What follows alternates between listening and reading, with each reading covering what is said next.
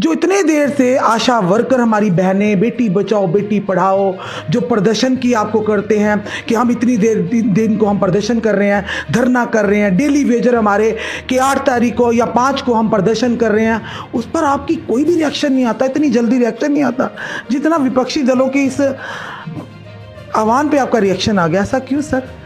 कुर्सी प्यारी या जनता प्यारी? आज आपको सवाल का जवाब तो देना पड़ेगा। जनता प्यारी।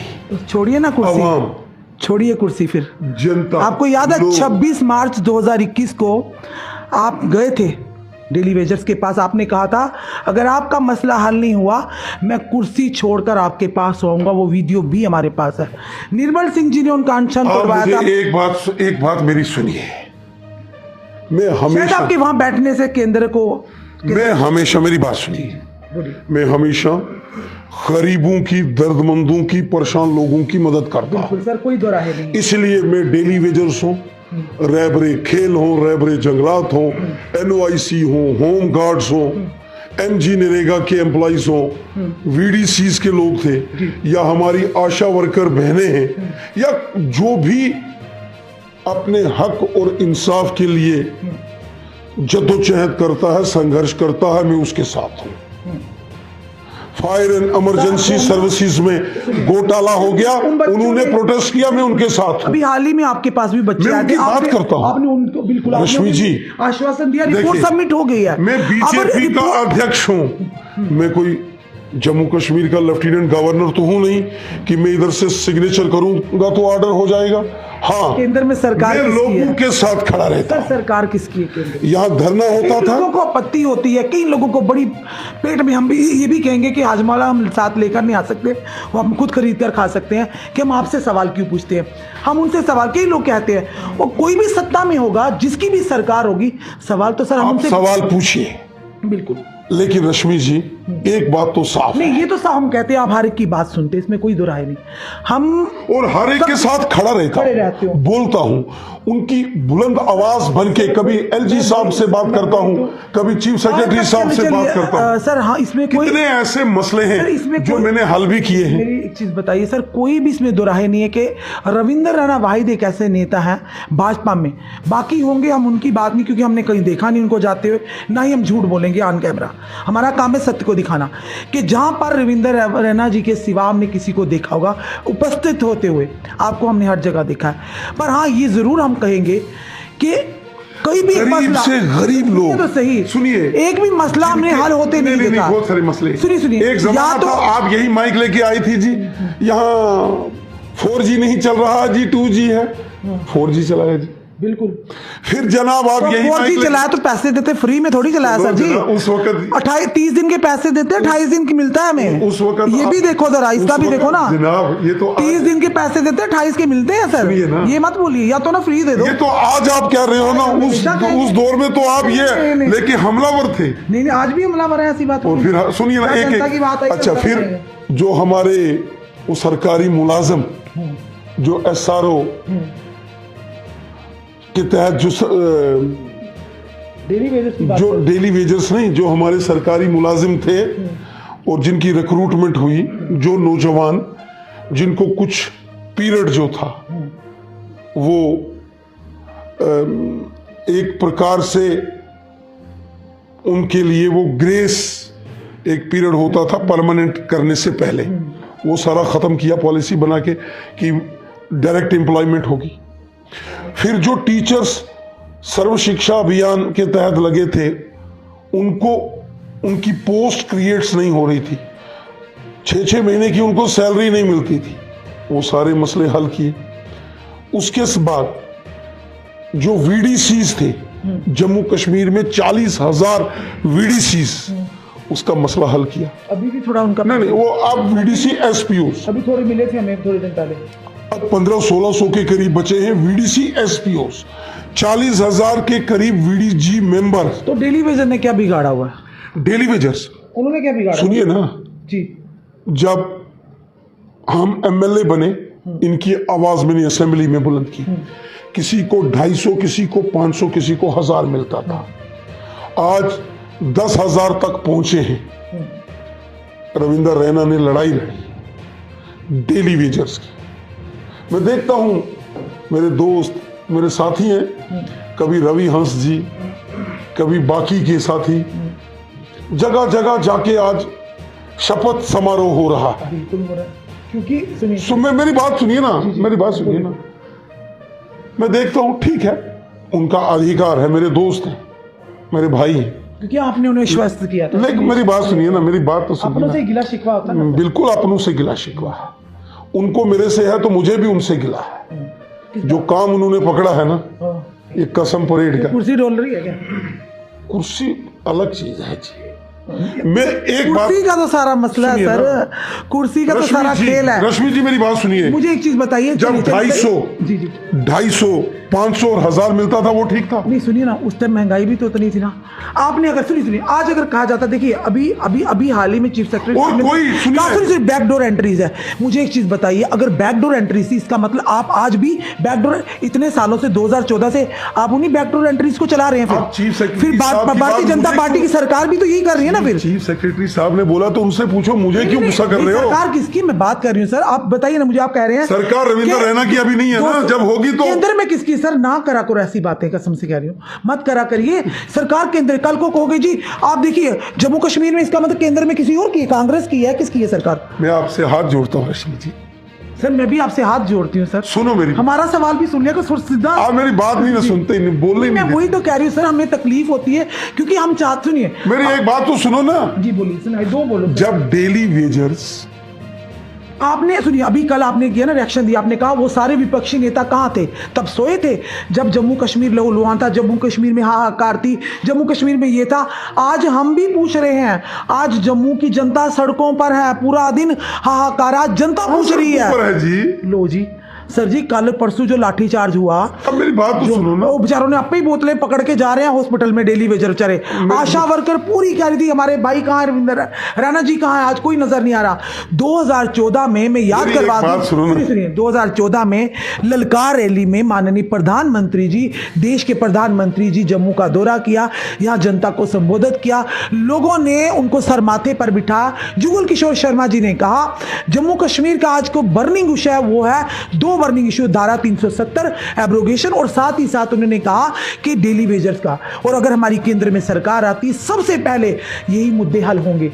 धारा 370 रातों रात कंटीली तारे लगाकर कर दिया एब्रोगेशन, अच्छी बात है, जनता ने खुले हाथों से स्वागत किया, सरकार के इस फैसले को सर माथों पर रखा। तो उसमें क्या अड़चन आ गई डेली वेजर में? जैसे वो किया तो वैसे भी कर देते, एक फैसला कर दिया। और ये फैसला करने में क्या था? अगर उसी जनता ने सर माथे पे बिठाया, एक फैसला डेली वेजर का था ना, अगर रातों रात जो ना होने वाली फैसला था धारा 370, 70 सालों से वो रातों रात एब्रोगेशन हो सकता है, तो डेली वेजर का मसला क्यों नहीं हल हो सकता सर? ये बताइए आप। आपने कहा 70 सालों में, तो 70 सालों में जिस तरह से उनको चक्की में पीसा है ना, तो अभी भी वही पीसते रहेंगे डेली वेजर हमारे। ये ईमान से बताइए आप खुद बताइए, उनका परिवार है, 2 वक्त की रोटी को परेशान है वो लोग, क्यों कोई बाहर आएगा सड़कों पर सर? ईमान से बताइए। तो भाजपा पर विश्वास किया था ना उन्होंने कि 2014 में उन्होंने कहा कि अब खुशियां हैं, ढोल नगाड़े बजाए थे, उसके बावजूद भी वो लोग अगर सड़कों पर, तो बताइए किसकी कमी है? अब आपने पूरा सवाल पूछ लिया, मैंने बड़े ध्यान से आपका सवाल सुना, अब मैं उम्मीद करता हूं बड़े ध्यान से आप मेरा जवाब सुनेंगे। जब 2014 में हम एमएलए बन के आए, हमने आते ही असेंबली के अंदर डेली वेजर्स की समस्याओं के समाधान के लिए हमने आवाज बुलंद की। मैं ही था जी। और गठबंधन सरकार थी, पहला बड़ा फैसला बीजेपी के उस वक्त PHE irrigation flood control minister उन्होंने लिया, चौधरी सुखनंदन साहब ने, और बाद में श्यामलाल चौधरी जी आगे। पहला काम कि जितने भी डेली वेजर्स थे इनकी बायोमेट्रिक अटेंडेंस शुरू करते जी। और दूसरा बड़ा काम, सभी डेली वेजर्स जी, इनको समान, इनको इक्वल ऑनरेरियम 6750 रुपया कर दिया गया। और यह भी कहा गया कि हर महीने इनके अकाउंट में सैलरी आएगी, वरना क्या होता था, ईद और दिवाली के दिन जब डिपार्टमेंट के पास किसी फंड से, किसी हेड से कोई सेविंग आती थी वो किसी को 250, किसी को 500, किसी को 1000 देते थे। और सिर्फ 2 महीने की, एक दिवाली वाला महीना, एक ईद का महीना, बाकी साल के 10 महीने वो 250, 500 और 1000 भी नहीं मिलता था। बीजेपी की सरकार आई, बीजेपी ने बायोमेट्रिक अटेंडेंस की, बीजेपी ने जो है ऑनरेरियम 6750 रुपए किया और सीधा उनके अकाउंट्स में डाला। अब जो 40-40 महीने की बैकलॉग है, वो कौन सी बैकलॉग है? जो पुरानी पेंडिंग सैलरी है, वो नेशनल कॉन्फ्रेंस, कांग्रेस, पीडीपी के जमानों की है। वो 2014 बैकलॉग उससे पहले का है जी, 2014 से ज्यादा है। एक मिनट मेरी बात सुनिए ना। 2014 से पहले सिर्फ 2 महीने की तनख्वाह आती थी महीने की, एक ईद के दिन, एक दिवाली के दिन। बाकी 10 महीने उनको, उनसे 12 महीने काम लिया जाता था, 10 महीने कुछ नहीं दिया जाता था। बीजेपी आई, हमने बायोमेट्रिक अटेंडेंस की, हमने इनके अकाउंट में सैलरी डाली ऑनरेरियम, चाहे बहुत कम है 6750, लेकिन जब बायोमेट्रिक अटेंडेंस हो गई रश्मि जी, उस वक्त ये सारे डेली वेजर हमारे भाई बहन ये सरकारी मुलाजिम काउंट हो गए। वरना जो आज चीफ सेक्रेटरी साहब की बात है ना, उनका तो कोई खाता ही नहीं था। और मैं इनकी गलती नहीं मानता, अगर इनको कोई अपॉइंट किया गया था, इनका कोई खाता होना चाहिए ना। आप अपने इस चैनल की रिपोर्टर हैं, जर्नलिस्ट है सीनियर, आप दैनिक शिव टाइम के ऑफिस में रजिस्टर्ड होंगी, वहां के अकाउंट से आपको मंथली सैलरी मिलती होगी, आपकी अटेंडेंस लगती होगी। बाज़ाब्ता सुबह आप आते होंगे ऑफिस के अंदर, शाम को घर जाने से पहले ऑफिस जाते होंगे, एक सेट प्रोसीजर होता है, वो उनका था ही नहीं। अब बताइए। अच्छा मेरी बात सुनिए ना, हमने कहा नहीं, डेली वेजेस के साथ इंसाफ होना चाहिए। मैं असेंबली के अंदर खड़ा हुआ और हमने बात रखी। बीजेपी ने पहला काम किया, ऑनरेरियम 6750 रुपया हुआ, फिर हमने ये बढ़ाया और 9000 के करीब किया। मेरी मर्जी है, मैं चाहता हूं कि रेगुलराइजेशन पॉलिसी बने। बिल्कुल। जिसको 15 साल हो गए हैं उसको परमानेंट करो, बिल्कुल। जिसको 15 साल 10 साल से ऊपर हो गए उसको 15-18 हजार 20 हजार सैलरी दे दो, जिसको 5 साल हो गए हैं उसको 10,000 से ऊपर मिनिमम वेजेस एक्ट क्यों नहीं लागू? जैसे अलग यूटीज में 18,000 अलग अलग स्टेट्स का अलग अलग है, अलग अलग स्टेट्स में अलग अलग जम्मू कश्मीर के इतने हालात खराब है कि 9,000 अलग अलग यूटीज में और स्टेट्स में अलग अलग मिनिमम वेजेस एक्ट है। जब तनख्वाह की पैसों की बारी थी तब आप कहते हो देने की बारी मैं आपको हकीकत बताता हूं ना, तो हकीकत यही है ना। तो बीजेपी ने हमेशा डेली वेजर्स, एनवाईसी, रैबरे खेल, रैबरे जंगलात, अभी आशा वर्कर्स मेरी बहनें, आप जोड़ रहे सर, मेरी बहनें हैं ना, बेचारी कल तो गए नहीं आप बहनों के पास, मुझे बुलाई नहीं सर। वहाँ कोई दावत करने थे या कोई शादी का फंक्शन? जानकारी होती ना, बताओ मुझे, कोई लंगर थोड़ी लगाया था आपको बुलाते हैं वहाँ पे? क्यों नहीं? सर आप कहते मैं दर्द के लिए बुलाते, मुझे बताते हमारा धरना में नहीं जाता, क्या बात? कमाल है, दर्द वो होता कि बिन बुलाए आप जाते, उनका दर्द। मेरी बात सुनो ना, मैं कहीं बाहर गया हुआ था, ऐसे बोलो ना, ये मत बोलो बुलाना। तो मुझे उन्होंने फोन किया होगा, आगे से मैं बताऊंगी आपको। आप मुझे बता देना, मैं बताऊंगी, मैं पहले भी जाता हूँ, मेरी बहनें हैं सारी। सर जी सच में बताइएगा आपको। और मैं आशा वर्कर्स जो बहनें हैं ना, मैं अपनी बहनों की बहुत रिस्पेक्ट करता हूं, क्योंकि ये बहुत अच्छा काम करती हैं, सेवा भाव से काम करती हैं, सेवा का मेवा मिल रहा है, सेवा भाव से काम करती हैं, अच्छा काम करती हैं और मेवा मिल रहा है। बाहर रोडों पे हाय हाय कर रही है बेचारी, बताओ ना, ये मेवा मिलता। बताओ सर, जो 70 सालों में, देखिए आप कह रहे हैं पुरानी सरकारों ने, कहीं ना कहीं ये नालायकी पुरानी सरकारों की भी है। हमें कहने की इससे हम डरते नहीं ना, हम डरेंगे। आज अगर डेली वेजर 30 साल से 35, 25 साल से जो व्यथा बेचारों की है ना, ये उनकी नालायकी है पुरानी सरकारों की भी। पर वो ठीकरा फोड़ रहे हैं भाजपा के सर पर भाजपा के लिए इसलिए ठीकरा फोड़ रहे हैं कि भाजपा ने ललकार रैली में कहा था कि हम आपको सबसे पहले पक्का करेंगे, मुंगेरी लाल का सपना दिखाया था, वो कर रहे हैं ना, पता नहीं कब करेंगे। करेंगे ये नहीं पता चल रहा ना। पता एक टाइम बाउंड पीरियड बता दो। वो कह रहे हैं, वो पता क्या कह रहे हैं आपको, कह रहे हैं आर या पार करो। आर या पार नहीं, बहुत हो चुका, कहते बहुत हो चुका, आर या पार करो या निकाल ही दो। देखो मैं एक बात आपको बोलूं, बोलो। आजकल आप देख रहे हैं ना, वो रवि हंस जी हमारे भाई और बाकी सारे लगे हुए हैं, बिल्कुल लगे हुए है ना, वो गुस्सा उनका लगे, कोई बात नहीं, लेकिन मैं फिर भी कहता हूं ये हम ही हैं जो इनके अपने हैं, हमदर्द हैं, हम ही हैं जिन्हें इनके मसले को लेकर हमारे दिल में दर्द है और हम चाहते हैं ये मसला हल हो। और मैं इनके लिए लड़ता हूं जी, कहां कहां नहीं भूलता हूं। सर दिल्ली में आप गए थे ना, मैंने बात की थी, दिल्ली में गए थे ना, आप अभी हाल ही में गए थे, तो दिल्ली में क्यों नहीं कहा आपने नितिन गडकरी जी, ये दिल्ली में आपने माजरत चाहते हैं अपने, आपको क्या पता मैंने देश अपने होम मिनिस्टर जी से करवाइए इलेक्शन जल्दी जल्दी ताकि आप इनके काम करें। आपने क्यों नहीं उनके आगे बात प्रस्ताव रखा? जनता भी चाहती है जल्दी जल्दी चुनिंदा सरकार हो ताकि हम काम करें, भाजपा की सीएम बने तो हम काम करें जनता के। आपने क्यों नहीं उनके आगे प्रस्ताव रखा?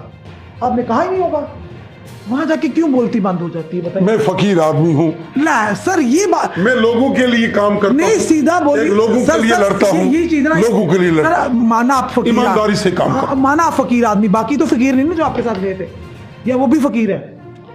अब मेरे साथ गए थे तो जो फकीर के साथ गए थे वो फकीर समझो। आपके साथ गए थे जिन्होंने तो नाल चलते हुए फकीर हुए थे। फकीर देखो, फिर लैंड की गए थे दिल्ली, सर लेने क्या गए थे दिल्ली में? जब जाकर इसका मतलब केंद्र से केंद्र आपकी सुनता नहीं है इसका मतलब, फिर लेने क्या गए थे वहां सर, जब आप जनता की बात नहीं रख पाते, जम्मू की बात। आने वाले दिनों में आपको अच्छी खबर लगे कोई दिन तो होगा, कौन सी अच्छी खबर बताइए? अब देखो, जब आप जाकर इलेक्शन की बात नहीं कर पाते, जब आप जाकर वहां डेली वेजर की बात नहीं कर पाते, जब आप जाकर वहां जम्मू की जनता की जो बाकी इशू, एक टोल था वो नहीं उखाड़ी पाए तुस, जेडे तुस बड़ी मशीनां लाइए जाए दे, एक टोल दी वजह किन्ना स्यापा पिया। ठीक है, अपने जो श्रीनगर के 8 नेता उन्होंने को माफी मंगवाई ली, पर कविंदर गुप्ता जी ने किया गोल गोल जलेबी वाला लिखा घुमाते रहे, वो माफी नहीं मंगी, वो खेद प्रकट करी उड़िया, खेद ही जी घुमाई रहा लोकें की, मतलब समझ नहीं आती कर दे क्यों भाईगढ़ सर, तुसी ना बड़ी चीज नहीं सर, ਤੁਹਾਡੀ ਤੁਸੀਂ ਬੜੇ ਅੱਛੇ, ਤੁਸੀਂ ਜਲੇਬੀ ਵਾਲਾ ਲੇਖਾ ਬੜੇ ਸਿੱਧੇ ਹੋ ਬੰਦੇ ਭਾਈ, ਕਸਮ ਨਾ ਕਰੀ ਭਾਈਗढ़। ਪਰ ਹੁਣ ਇੱਕ ਗੱਲ ਦੱਸੋ, ਜਿਹੜਾ 10 ਤਰੀਕ ਨੂੰ ਧਰਨਾ ਹੋਣ ਜ਼ਿਆਦਾ ਪੂਰੇ ਵਿਪਕਸ਼ ਇਕੱਠੀ ਹੋਏ ਦੇ ਕਿ ਧਮਕੀ ਹੈ ਜਾਂ ਭਾਜਪਾ ਦੀ ਡਵਾਡੋਲ ਹੋਦਾ ਭਾਜਪਾ ਦਾ, ਤੇ ਤੁਸੀਂ ਤਾਂ ਬੜੀ ਜਲਦੀ ਰਿਐਕਸ਼ਨ ਦਿੱਤਾ, ਡਰੀਏ ਦਿੱਤਾ ਜਾਂ ਤੁਸੀਂ ਬੜੀ ਬਹਾਦਰੀ ਕਰਨੇ ਦਿੱਤਾ ਰਿਐਕਸ਼ਨ? देखो, ਇਹ ਡਰ ਹੈ ਜਾਂ ਕੁਝ ਹੋਰ? डर उनको है जो गठबंधन बना रहे हैं, डर तो उनको है जो गठबंधन बना रहे, उन्हें डर है या डर तुसे ही है? उनको डर है, वो अकेले हमसे मुकाबला नहीं कर सकते, डर है। डॉक्टर फारूक अब्दुल्ला जी को सर डर है, सुनो किस गल दा सर? बीजेपी का बीजेपी से डरते हैं ये सारे, बीजेपी उनसे डरती है। बीजेपी क्यों डरेगी? सारे इकट्ठे हुए सर, इस इकट्ठे क्यों हो रहे मुझे बताओ? बिल्कुल